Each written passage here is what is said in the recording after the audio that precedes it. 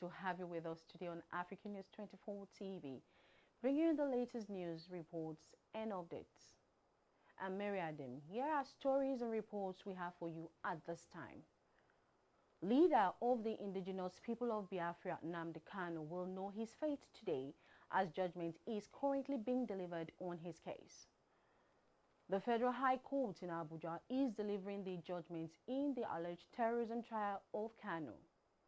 The trial is being broadcast live. However, it was a bit of drama in the court this morning when Kanu went confrontational with the judge. Kanu had asked to deliver a final address in his case, which the court refused. The presiding judge, Justice James Omotosho, was about commencing the judgment delivery when he directed the registrar to call the case between the federal government and Kanu. The hip-hop leader stood up and interjected, saying, quote, "My lord, there is no judgment today because we have joint issues in the matter." Justice Omotosho in response advised Kanu to follow court's processes, saying, quote, "Defendant, there is decorum in court. Let the registrar call the matters accordingly." Kanu, however, insisted that he was entitled to file his final written address. This resulted in a heated exchange in the court as the judge directed the operatives of the Department of State Services to take the hip-hop leader out of the courtroom. He was, however, taken outside the court by security operatives amidst the drama. Following the calm, the presiding judge, Justice James Omotosho, proceeded with reading the judgment, which is still ongoing. From the court to security, the air component of Operation Hayden Kai, Nigerian Air Force (NAV), has launched decisive airstrikes on Ara, a notorious terrorist hideout in Sambisa, Borno State. The NAV Director of Public Relations and Information, Air Commodore Ehimen Ejodame, made this known in a statement on Wednesday, November 19, 2025. Ejodame said the strike was carried out after a directive from the Chief of the Air Staff, Air Marshal Sunday Aneke. Ejodame said the operation followed intelligence, surveillance, reconnaissance missions that tracked terrorist movements after the October 17th ambush at Kashomri. He stated that persistent surveillance over Kashomri and Sambisa revealed suspicious activity and active terrorist structures at Ara. He noted that NAV aircraft engaged designated targets through coordinated and successful attack runs. The NAV spokesman said all identified targets were destroyed, degrading terrorist capabilities and disrupting their command and logistics systems. Ejodame said the operation reflects NAV's commitment to protecting the nation and supporting ground forces across all operational fronts. He added that the NAV remains determined to neutralize threats, defend Nigeria's territory, and advance lasting peace nationwide. And on business, the Federation Account Allocation Committee (FAC) shared 2.94 trillion naira revenue to the federal government, states, and local government councils in October 2025. The revenue was shared at the FAC meeting in Abuja on Wednesday, November 19.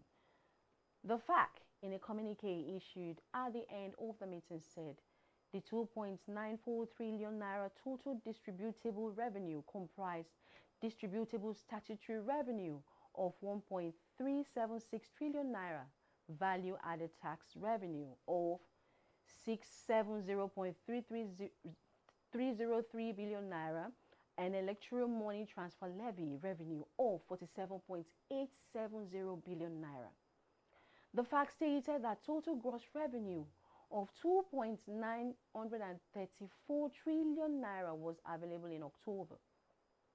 It disclosed that the total deductions for cost of collection was 115.278 billion naira, while total transfers, interventions, refunds, and savings was 724.603 billion naira.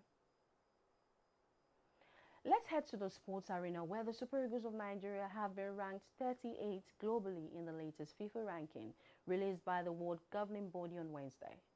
The Super Eagles climbed on the table but still trail Morocco, Senegal, Egypt and Algeria, who remains Africa's top 5 teams in the latest ranking.